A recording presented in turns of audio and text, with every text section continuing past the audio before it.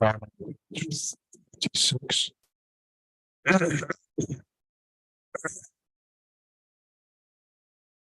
Let's read the English, Sanskrit and English together.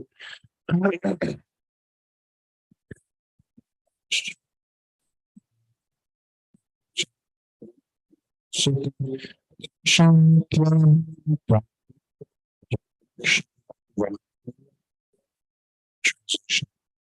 Those who worship me with devotion take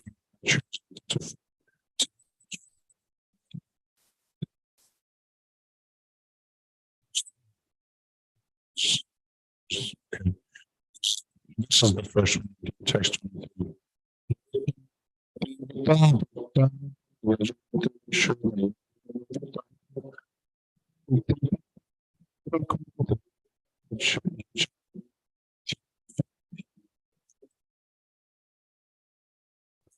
Sacrifice to other gods or self-continuity is offered without true understanding. Text 24. So right again. So again. rPabhu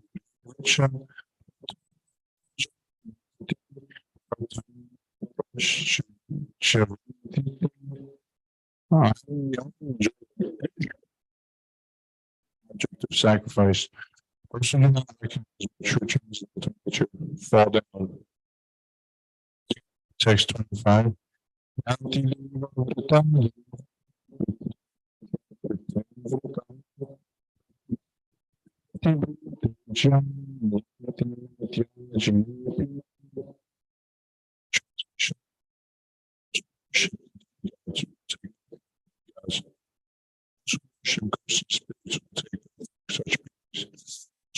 Ancestors, go to the ancestors.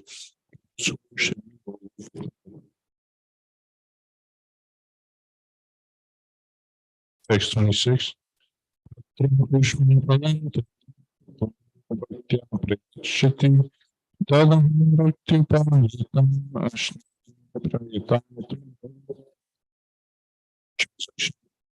If one offers me with love and devotion, I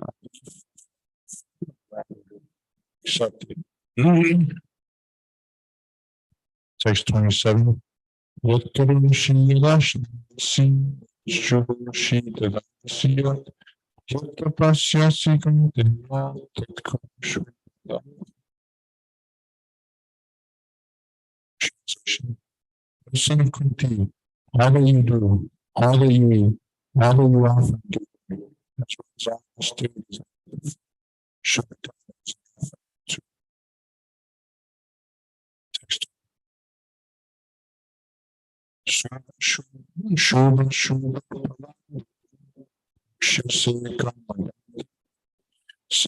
Sayoga Chantata Shasi. Translation. Actions to evil good deeds.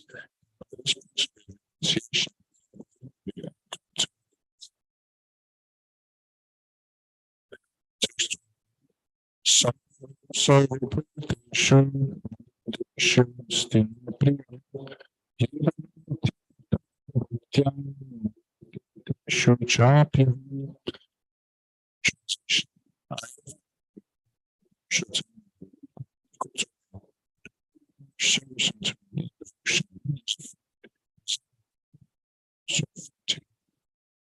text.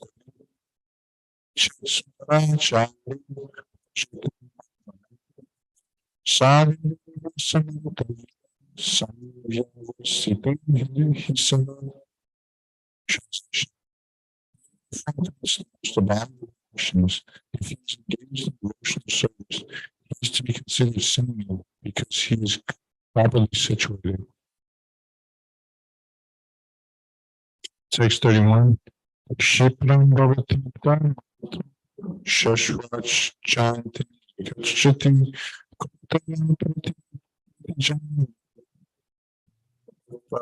Shati.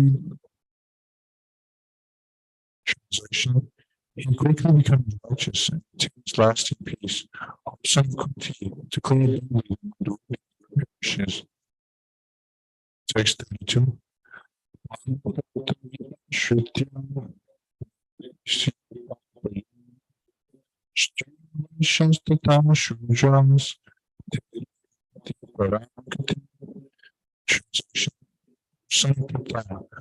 Take shelter. Fascists, Christians, Shudras, workers can reach the station. Text 32. How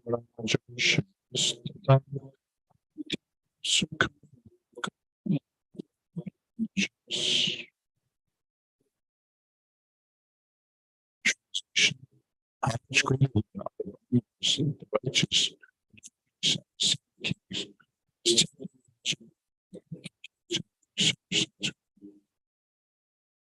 Back to text 23.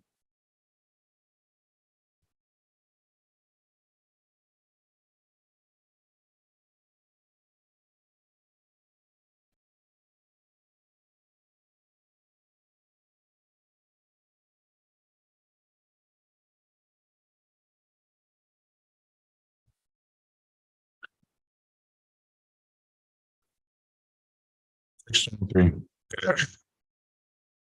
But those who worship me with devotion, meditating on my transcendental form, to them I give what they lack and preserve what they have.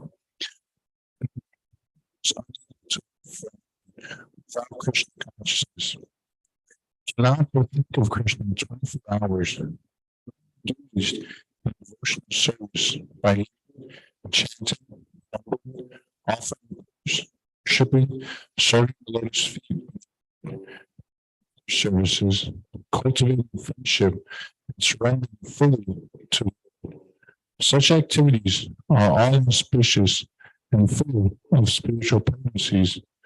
Indeed, they self-realization. That is all desires to achieve the association with the Lord. Such a devotee never comes back to this material condition of life, shamefully refers to the all-merciful protection of the Lord. He who helps the devotee to achieve Krishna consciousness by yoga and becomes fully Krishna conscious, takes down to his condition of life. Okay, so I was reading from the Srimad Bhagavatam the pastime of Maharaj. I can't remember his name. What was no, it was his father, Maharaj Rishabhadev. I was reading in Srimad Bhagavatam the pastime of Lord Rishabhadev, and in his instruction to his sons, he was very lovingly telling his sons, this material world is not worth living. It's absolutely terrible. He was saying that even from the highest planet, even the demigods who are situated in so much material happiness, even they feel so much envy, so much, and I'm sorry, Maharaj, did you have a comment? So anxiety, they're feeling all these emotions that we feel in this world, in Burloka. So Rishabhadev was telling his sons, don't give into this envy, don't give into this this material conditioned life, don't become conditioned by this material world, because when you allow that materialistic way of living to seep into your life, it actually makes you envious, and that's the root cause of all of our suffering, is that envy.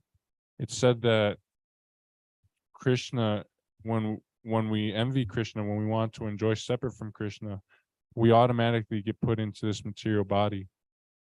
Well, there's a little bit of trying to reason with us. Like Krishna says to us, I don't think you want to do this. This is not really a good way to live.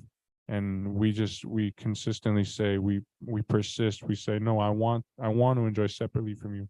I don't want to be in your association.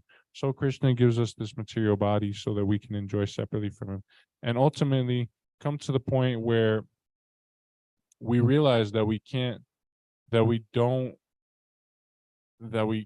enjoy separately from Krishna, because we're parts and parcels of him. Just like the finger is serving the hand, and the hand is serving the whole body. The same way, the living entity, or the part and parcel, or the spiritual spark of Krishna, has to serve Krishna. That's just the only way it can live. It's the only way it can live happily, at least. And it serves either way. It serves either Krishna or Maya. There's two things to serve in this creation. Either you serve Krishna or you serve Maya. But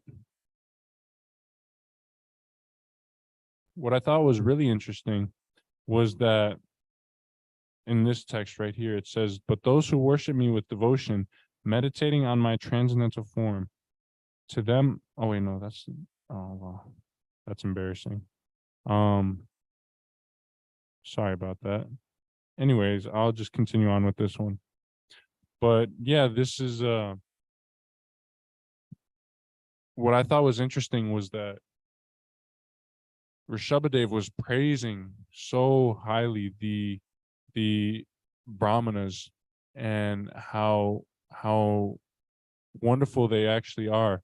He was going through a list of different species of life, like from higher. He was ranking them in order from lowest to highest, and he goes, the lowest form of life is the non-moving life, which is vegetables, plants, trees, and creepers and things like that. And then the second lowest form of life is I don't remember the exact details, but it goes on and on until it gets to the human form of life. Then it goes to demigods, and then it gets to the point where he says that Vishnu is the ultimate symbol of worship. But what he says after that was really interesting, because he said that the Brahmanas are actually above Vishnu, because at least that's what it said in the purport, that Rishabhadev or Krishna, he considers the Brahmanas to be more worshipable than him, because they worship him so nicely. So this is really a nice sentiment, and it's also a nice philosophy, because it shows us that if we can just try to become Brahmanas, at least try to be situated in the mode of goodness, then we can gain the recognition of Lord Rishabhadev, of Lord Krishna, of Lord Vishnu, all these great things. And he was saying even the demigods are lower than Vishnu, so it was really nice. Of course, sometimes, of course, even in this material world, especially in this material world, the living entities are so envious of him, of Lord Rishabhadev, of Lord Krishna, of Lord Vishnu, that they're willing to do so many terrible things to him in order to, because they're so envious of him. I don't know, it didn't say why, but when Lord Rishabhadev, when he accepted the position of an avatut, it was said that all the common people were, doing terrible things to him. They were spitting on him, they were throwing stool at him, they were passing foul air on him, urinating on him. It's ridiculous. And then you just think about it, this is how terrible this material world is. It's because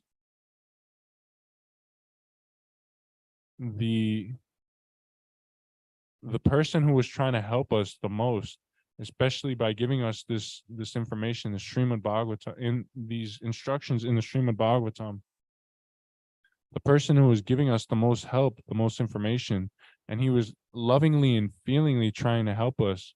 And then the, you know, the common folk, they just don't even see past what his bodily features were. Started to they just started to disrespect his body and all these things. Of course, his body is transcendental. It's full of Satchitananda, knowledge, eternity, and bliss. But still, it's no way to treat the Lord. It's terrible. It's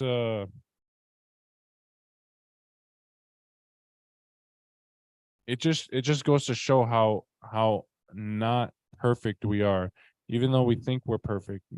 We think this this this person here is like, he's annoying me so much, and I can't stand him. I just can't stand him. But it shows how imperfect we are, because if we were really perfect, that person would actually help us to improve ourselves, not to not not let us, not show us that they need to improve. It would show us that we need to improve. So these things, they're this it's a very unfortunate position. We are originally loving living entities, and we've somehow fallen, you know, into this material world, and it's really unfortunate, because now we're envying everyone, we hate everyone, we what's it called? We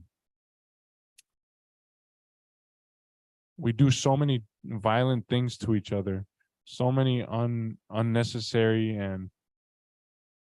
and uh and very just horrible things to each. I mean, there's murders, there's rape, there's thievery, there's burglary, there's fighting in schools, and school shootings, all these things, all because we can't admit that Krishna is the supreme personality of Godhead, and that you know we need to serve him. That's really the essence of all this Vedic literature. Um, that we are ultimately spirit soul, but more than that, we are um what's it called? We are servants of God or Krishna. So uh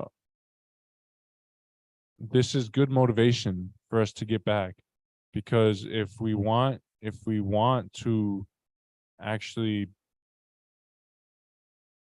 see Lord Rishabhadev or associate with Lord Rishabhadev, we need to get the mercy of him by respecting the Brahmanas, he especially says feeding the Brahmanas is a really important task. Um, and by respecting the Brahmanas, by feeding the Brahmanas, and by showing them love. The Brahmanas deserve love, because they're distributing they're distributing Krishna to the common folk, and that's no easy task, especially because they have to deal with so many austerities and penances. They have to deal with their mind, they have to deal with the troubles of the body, they have to deal with the threefold miseries of material existence. Adi Admika, Adi Bautika, Adi Daivika, sufferings from other living entities, Adi Bautika, Adi Atmika, sufferings from from the mind and the body, and then Adi Daivika, sufferings from natural disasters. So it really gives us impetus, to actually try to become Brahmanas, and everyone can become a Brahmana. It just depends on whether one wants to give give that effort for it.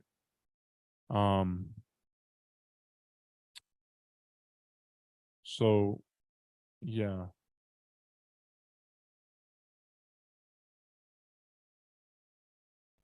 Okay, let's move on. Text 23. Whatever a man may sacrifice to other gods, O son of Kunti, is really meant for me alone, but it is offered without true understanding. Purport.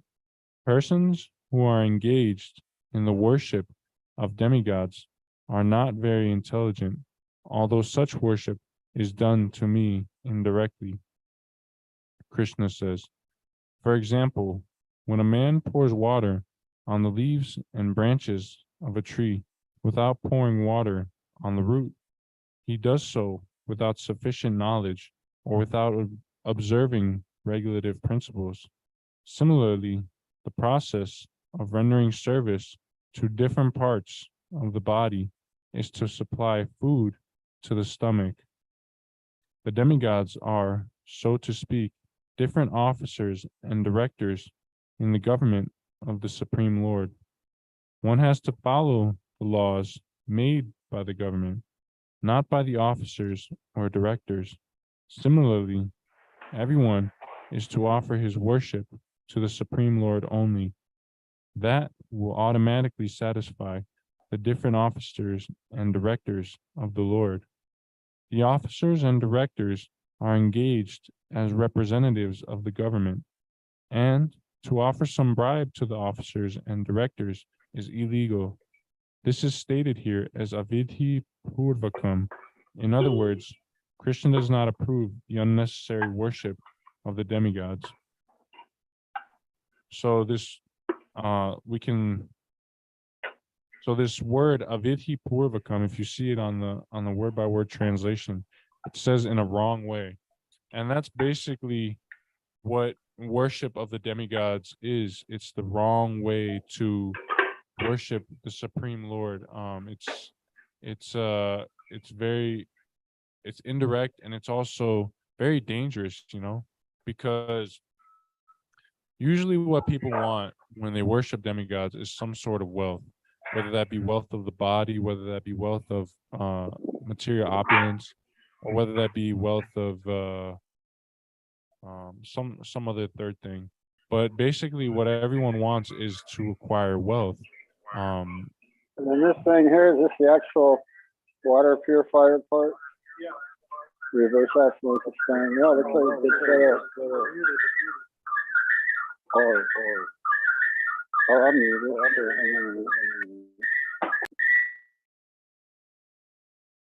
Okay. But yeah, that our the ultimate worship, the ultimate goal for worshiping demigods is to acquire some sort of wealth. Like I said, whether that be material wealth or whether that be physical health or mental health. I mean, what physical wealth or mental wealth. And there was a really nice there's a really nice pastime in the Srimad Bhagavatam about this, where Jada Bharata is he's basically what he is he's acting like he's a dull, dumb, and deaf person, and he's basically one day he was told to watch the crops in the field where his stepbrothers were growing food, and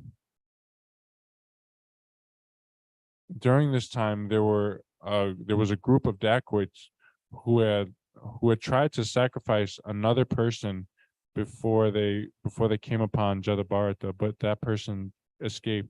And so they were looking for another dumb and deaf blind person to sacrifice to goddess Kali. And they came upon Jadabharata. And now this is a pure devotee. This is a great devotee of the Lord. So, and he was stout and strong. He was very physically fit. He was like a bull, it said. So he could have taken, these dacoits apart, but no, he was just a regular, he was just an amazing devotee who didn't want to get involved in the material world, so much so that he was willing to let people kidnap him, tie ropes on him like a pig, like a cow, like a horse, like a dog, like an ass, like all these things, like an animal. And he unprotestingly went with the dacoits to go to the sacrifice for goddess Kali. And there was they said that when they took Jalabarata to the sacrificial arena to sacrifice him as prasad, I don't want to call it prasad, as a sacrifice for goddess Kali.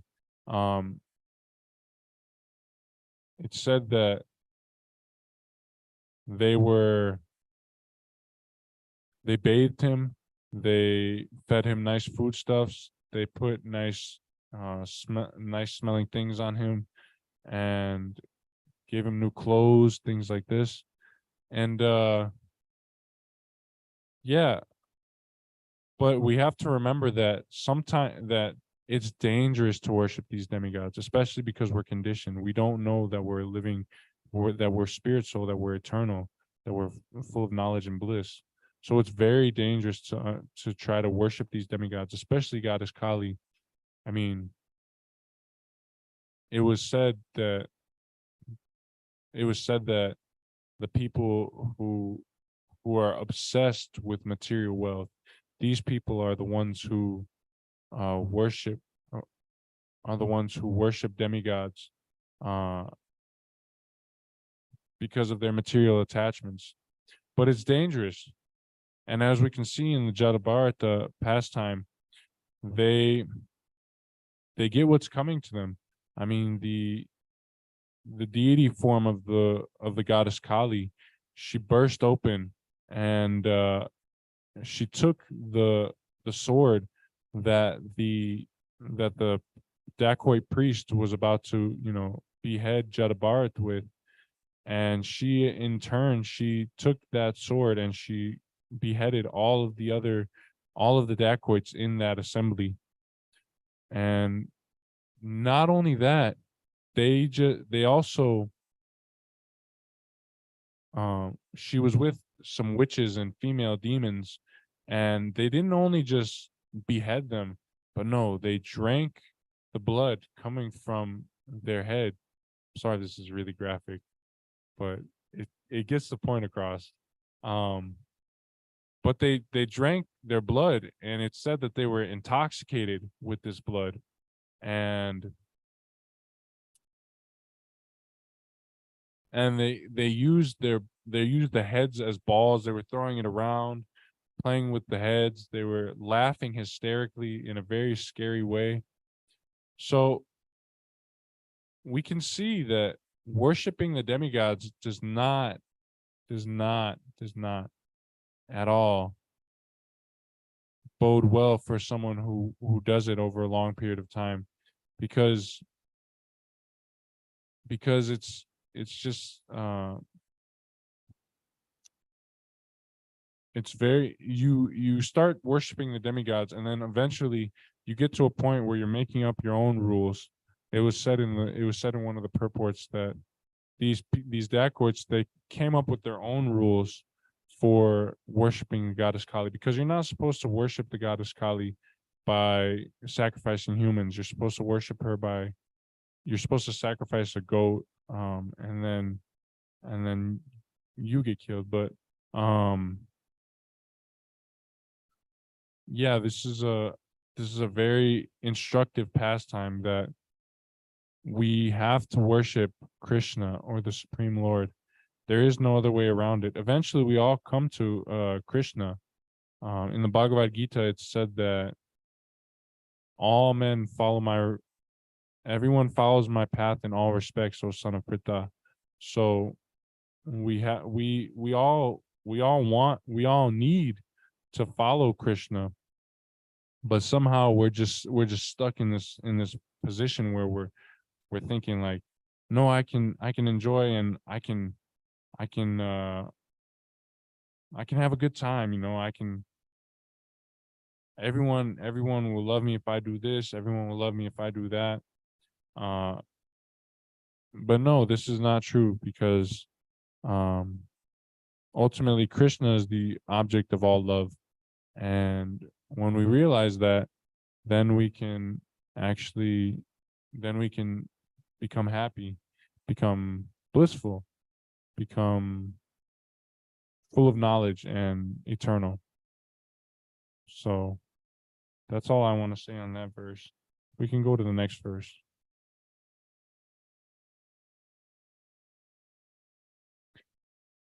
I am the enjoyer and the only object of sacrifice. Those who do not recognize my true transcendental nature fall down. Purport. Here it is clearly stated that there are many types of yajna performances recommended in the Vedic literatures, but actually all of them are meant for satisfying the Supreme Lord. Yajna means Vishnu. In the second chapter of Bhagavad Gita, it is clearly stated that one should only work for satisfying Yajna or Vishnu. The perfectional form of human civilization, known as Varnashram Dharma, is specifically meant for satisfying Vishnu. Therefore, Krishna says in this verse, I am the enjoyer of sacrifices because I am the Supreme Master. However, less intelligent persons, without knowing this fact, worship demigods for temporary benefit. Therefore, they fall down to material existence and do not achieve the desired goal of life. If, however, anyone has any material desire to be fulfilled, he had better pray for it to the Supreme Lord on pure devotion, and he will thus achieve the desire. In that purport, he said, although it is not pure devotion, we have to realize that these material things that we ask for is not gonna end up satisfying us, because it's like I remember actually it's in Srimad Bhagavatam. In Srimad Bhagavatam, Prahlad Maharaj says that this material desire is like an itch, and you rub it so much. You can only rub it so much before it starts to bleed. So this is this pure devotion is what we're aiming after. Trying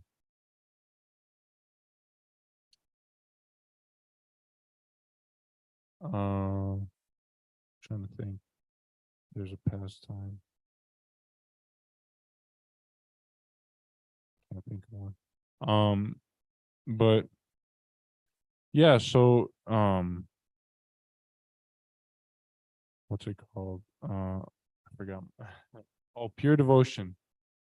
So pure devotion, it's the best, it's the best thing, you know.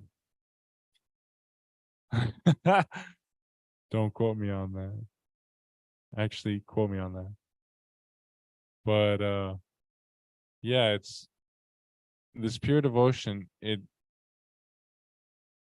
We need this pure devotion in order to change, in order to change our circumstances. And that starts by chanting the Maha Mantra, Hare Krishna, Krishna Krishna, Hare Hare, Hare Rama, Rama Rama, Hare Hare. I was listening to a class by Swayam Bhagavan Keshava Maharaj, and he was saying that chanting the holy name is the beginning, the middle, and the end of all our practice. So in the beginning, we're just told, just chant Hare Krishna. You'll be okay. Don't worry about anything else. Just chant Hare Krishna and be happy. And then he said, yeah, right. Because we all know that that's not true. I mean, it is true, but there's so much more that goes into chanting Hare Krishna. You have to be You have to be punctual. You have to be very, there's so much that goes into devotional service. You have to be punctual. You have to be dedicated. You have to be flexible. You have to be persistent. You have to be all these things. And in order to actually chant Hare Krishna, we have to surrender ourselves to the process. In another class, Swayam Bhagavan Keshava Maharaj was saying that in the beginning we surrender our time, and in the middle we surrender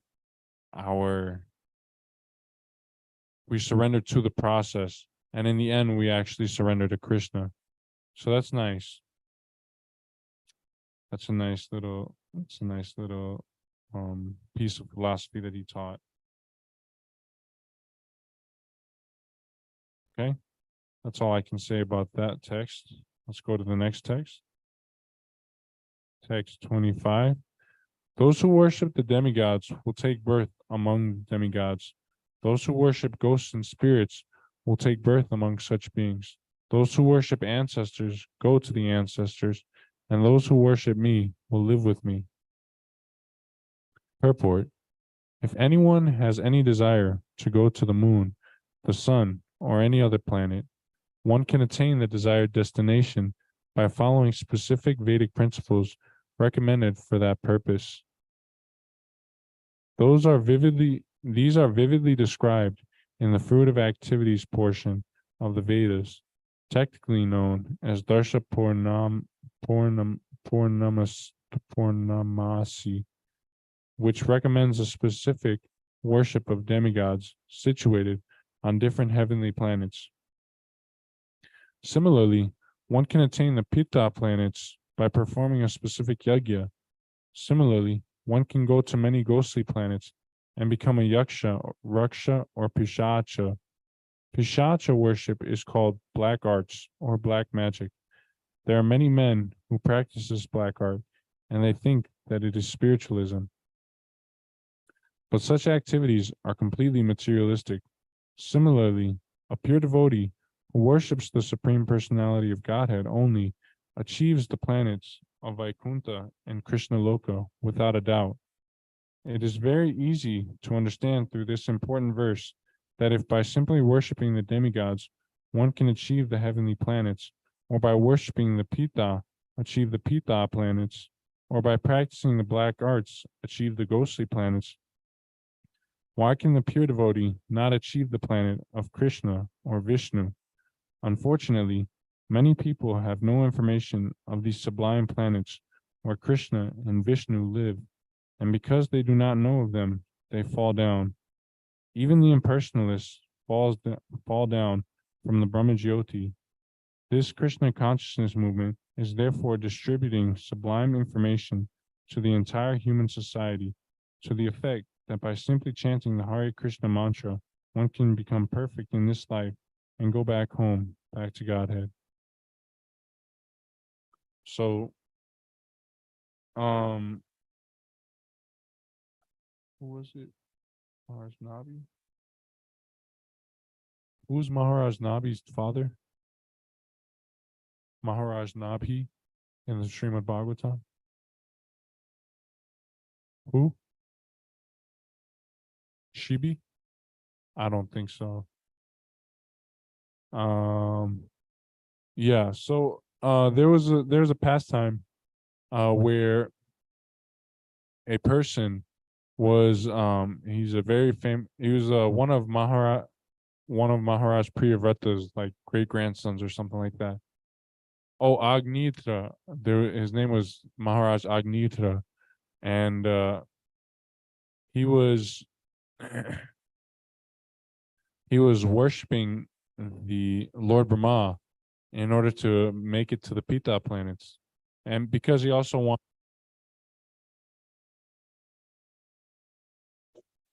to have a good wife, so that he could have some son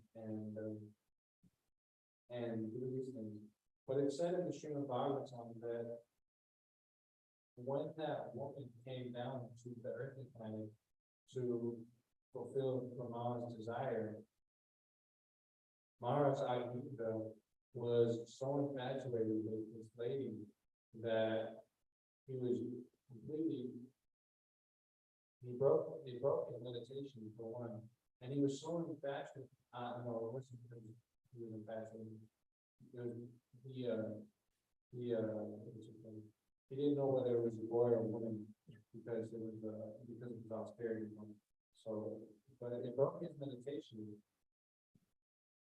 And in the purports, Prabhupada was saying that the people who, this is what happens when people worship the forefathers, is that they become so lusty that they have no discrimination on what to say and what not to say. So this is it's a really nice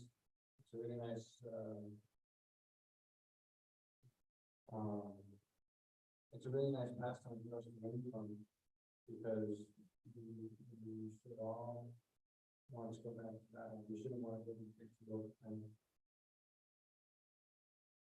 okay. That's all I can say from my verse. Text 26. If one offers me with love and devotion a leaf, a flower, fruit, or water, I will accept it. Purport. Dear Lord Krishna, having established that he is the only joy, the primary Lord, and the real object of all sacrificial offerings, reveals what types of sacrifices he desires to be offered. If one wishes to engage in devotional service to the Supreme in order to be purified and to reach the goal of life, the transcendental loving service of God, then he should have what desires to be. One who loves Krishna will give him whatever he wants, and he avoids offering anything which is undesirable or unasked for. Thus, meat, fish, and eggs should not be offered to Krishna. If he desires such things as offerings, he would have said so. Instead, he clearly requests that a leaf, fruit, flowers, and water be given to him. And he says of this offering, I will accept it. Fish, therefore, we should understand that he will not accept meat, fish, and eggs. Vegetables, grains, fruits, milk, and water are the proper foods for human beings, and are prescribed by Lord Krishna himself. Whatever else we eat cannot be offered to him, since he will not accept it. Thus we cannot be acting on the level of loving devotion if we offer such food. In the third chapter, verse 13, Sri Krishna explains that only the remains of sacrifice are purified and fit for consumption by those who are seeking advancement in life and release from the clutches of the material entanglement. Those who do not make an offering of their food, he says in the same verse, are said to be deepening their involvement in the complexities of material nature. But preparing nice, simple vegetables. Gives a line. Oh, okay. To those who do not make an offering of their food.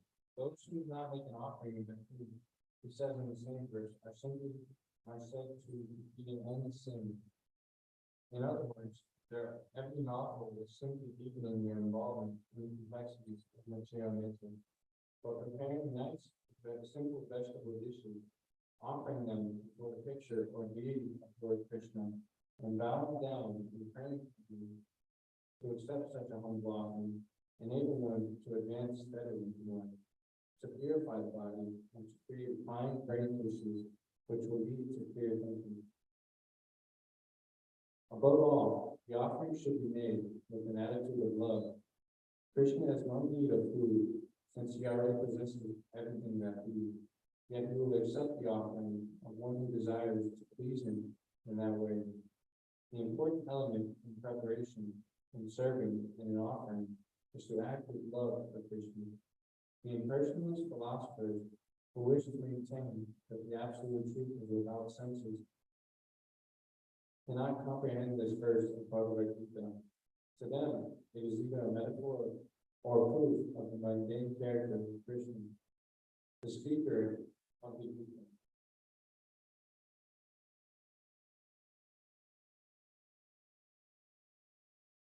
The speaker of the Gita. But in actuality, Krishna, the Supreme Godhead, has senses, and it is stated that his senses are interchangeable. In other words, one sense can perform the function of any others. This is what it means to say that Krishna is absolute, lacking senses, lacking senses. Lacking senses, he could hardly be considered full in all opulence.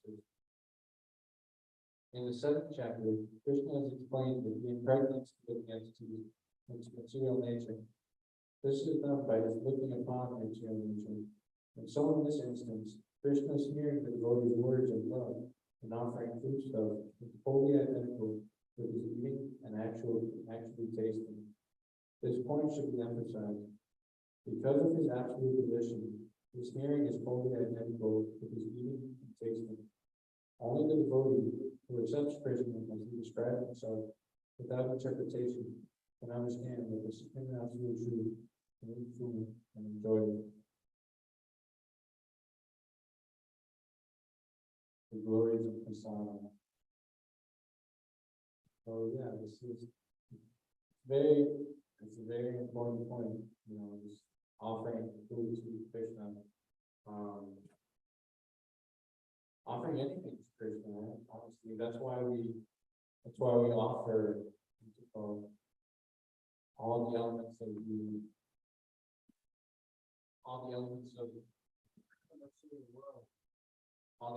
the material world to Krishna at the beginning of our Mangala Arati. And like, if anyone, I'm wondering, does anybody know why we offer it in a circle? I was listening to Swami Bhagavad Gita Maharaj, who was saying that we offer it in a circle because when we offer it in a circle, we are in the center. It's no further in the center than any point on the circle. So when we offer in a circle, so when we offer in a circle, we're saying that Krishna is in the center, and we're never too far away from him.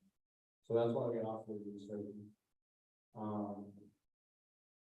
And yeah, again about this prasadam, that's why this prasadam distribution is so important, because it's actually our secret weapon. When we distribute this prasadam, it's helping people to advance spiritually, and it's also giving them a nice delectable taste of spiritual living. They say that a way to a man's heart is his stomach, and that's very true, especially for me. But that we can't offer anything that Krishna doesn't ask for. He doesn't ask for, even with vegetarian food stuff, it's kind of strict, because we can't offer onions and garlic.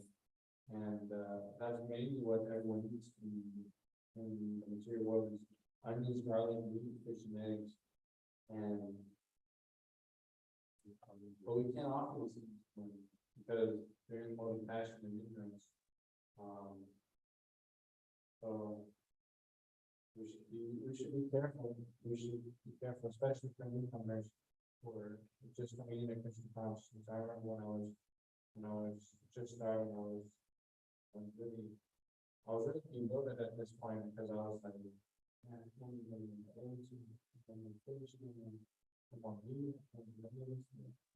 but at the end of it, you feel better after it. So,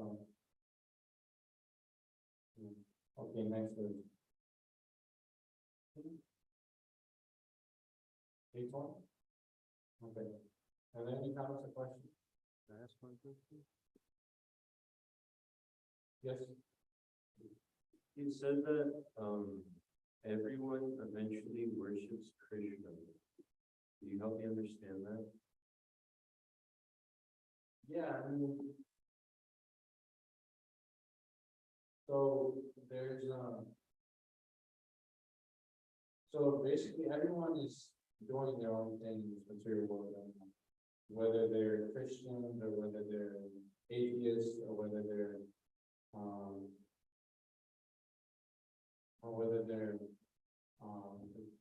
something else, you know, Baptists, we'll say Baptists, or Buddhists. So everyone is all doing their own thing, but in the end, everyone ultimately, well, what happens is, Krishna is not only his spiritual energy, he's also his material energy and his marginal energy. So he is the living entities, he is the material energy, he is the superior spiritual energy. And when we are engaged in material activity, even if we're engaged in material activity, even if we want to forget Krishna, even if we don't believe that he is that he is the supreme personality of God, even if we don't chant Hare Krishna, we're still serving that external energy of Krishna, which is Maya. So I think I touched on that point a little bit. You either serve Krishna or you serve Maya. You're either in Krishna consciousness or you're in Maya. So this is so when we're worshiping, when we worship things like money, women, fame, sex life, cars, clothes, houses, everything like that. When we worship that, when we put our attention towards that, we're actually putting our attention towards Krishna, because Krishna is the creator of all these things. So, in that way, we actually worship Krishna, but we just don't know it.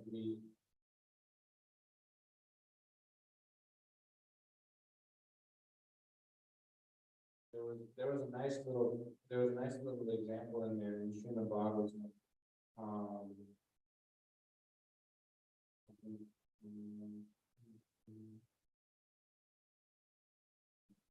Yeah, I can't remember. So if I worship those things, then I'll go back to Godhead. Like if I worship sex life or a car or a house, then I'll go to the spiritual world. Well, no, because you have to worship Krishna directly, you know, back to God. And actually, you don't. Well, I'm not gonna say it because then people will take advantage of what I'm saying. But we need to worship Krishna directly in order to go back home, back to God. Because even though Krishna says that he is external energy, he also says all these things are me, but they're not. I can't remember what he exactly says. They're Krishna, but they're not exactly Krishna. Krishna is in everything, but everything is not Krishna. So basically, that's where the Maya bodies they think this is what they think. They think that what's it called? That you can worship this demigod because that's the same thing as Krishna. But really this demigod is different from Krishna because it's simultaneously one with and different. So so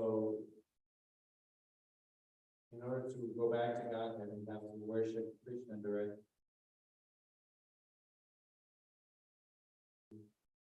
Sorry, No, to bring it to a conclusion. So does everyone eventually worship Krishna? yeah. Yeah, everyone eventually leads to Krishna consciousness. How? Well, that's through their karma and through Krishna's free will, and through the mercy of the devotee in Krishna. That's the way to worship Krishna, getting their mercy.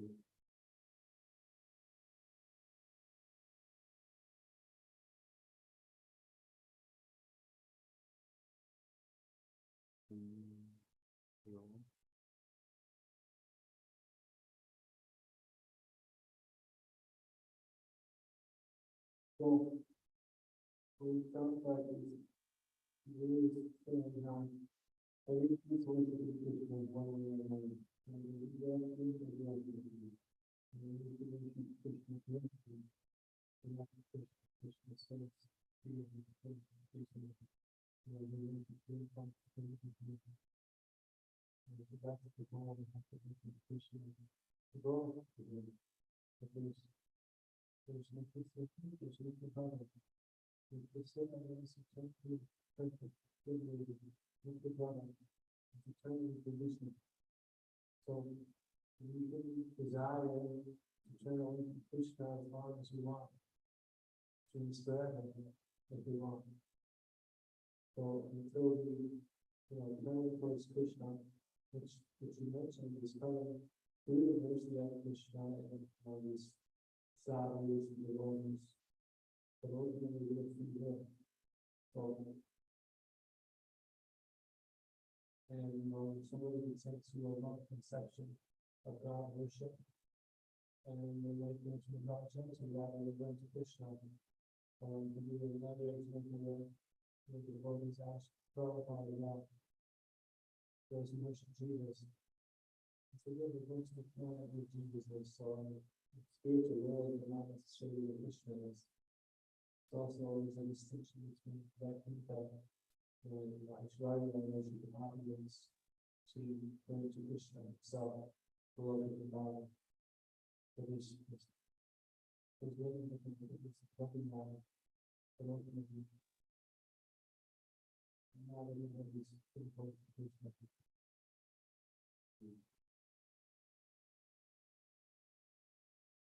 You can do it as long as you want.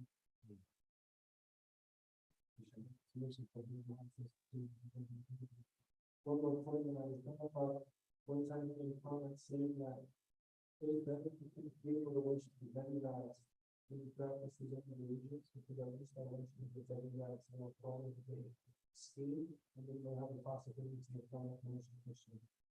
Whereas doing other practices, the potential of coming to Krishna is very diminished. There's a lot more that we could say on this topic, but that's, just okay. Bring up Bhagavad Gita. Bring up Bhagavad Gita HG Jagannath.